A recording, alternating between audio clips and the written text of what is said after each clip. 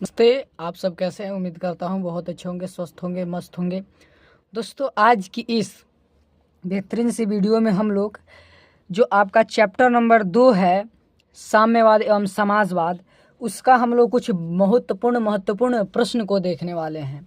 इसके पहले वाले क्लास में हम लोगों ने एक अच्छा सा प्रश्न देखा था कि खूनी रविवार क्या है। खूनी रविवार क्या है उसको एकदम अच्छे से समझाया था। डिस्क्रिप्शन बॉक्स में लिंक दिया हुआ है, आप लोग ज़रूर देखिएगा। तो इस वीडियो में हम लोग बात करेंगे कि सर्वहर्रा वर्ग किसे कहते हैं, है ना। सर्वहर्रा वर्ग किसे कहते हैं। देखिए, यह जो मैं प्रश्न बता रहा हूँ, ये जो कुछ प्रश्न जो रहते हैं वह परीक्षा में हमेशा आते रहते हैं, तो उसको हम लोग यहाँ पर बता रहे हैं। आप लोग को रीस्टार्ट बैच 2025 के अंतर्गत पढ़ाया जा रहा है। आप लोग उसमें के जितना भी वीडियो पढ़ाया गया है आप लोग ज़रूर देखिएगा, और चैनल पेज खोल करके पूरा वीडियो आप लोग देखिएगा। जहाँ जहाँ पर दिक्कत होगा आप लोग देख लीजिएगा, क्योंकि हमने लगभग सभी विषय में कुछ न कुछ पढ़ाया है। आप लोग बायोलॉजी भी देख सकते हैं, केमिस्ट्री भी देख सकते हैं, फिजिक्स भी देख सकते हैं, है ना।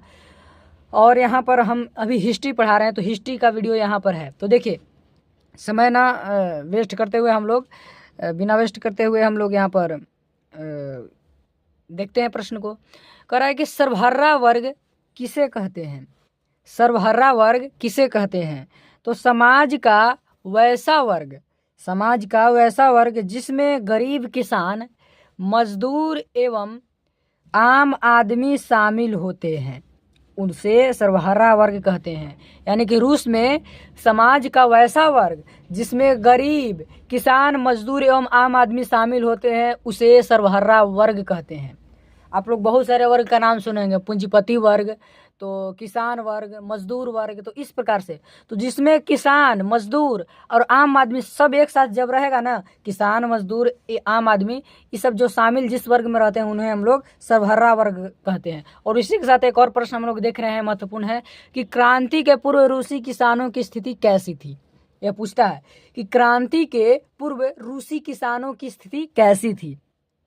तो क्रांति के पूर्व में रूसी किसानों की स्थिति दयनीय थी, है ना। बहुत एकदम अच्छा सा नोट्स है, आप लोग देख लीजिएगा जरूर। क्रांति के पूर्व रूसी किसानों की स्थिति दयनीय थी, है ना, दयनीय थी। उनके पास खेत बहुत छोटे छोटे थे, उस पर वे पुराने तरीके से खेती करते थे। पूंजी का अभाव था, कर से दबे थे। उनके पास क्रांति के अलावा कोई रास्ता नहीं था। कहने का मतलब, वहां पर उनके पास छोटे छोटे खेत थे, है ना, छोटे छोटे खेत थे। और वहां पर वे लोग जो है पुराने ढंग से कृषि करते थे, खेती करते थे। नए वैज्ञानिक तरीका से कृषि नहीं करते थे, जिनके कारण उनका उत्पादन भी कम होता था, है ना। वे लोग गरीब के गरीब ही रह जाते थे। और पूंजी का भी अभाव था, जिसके कारण वह नए तरीके नहीं अपनाते थे और नए उन्नत किस्म के बीज वगैरह नहीं डालते थे। तो जिसके कारण भी जो है उनका मतलब फसल अच्छे से नहीं उत्पादित हो पाता था। तो खेती करते थे और पूंजी का अभाव था, और कर से दबे थे, है ना।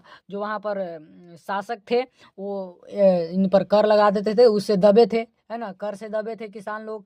तो किसानों की स्थिति कैसे थी? दयनीय थी, क्योंकि वे उनके पास बहुत छोटे छोटे खेत थे, वे पुराने ढंग से खेती करते थे, और पूंजी का भी अभाव था, और कर से भी दबे थे, और इसलिए उनके पास क्रांति के अलावा कोई रास्ता नहीं था। तो क्रांति के पहले रूसी किसानों की स्थिति ऐसे ही थी। कैसे? दयनीय थी। उनके पास छोटे छोटे खेत थे, पूंजी का अभाव था, पुराने तरीका से खेती करते थे, और वे करों से दबे थे।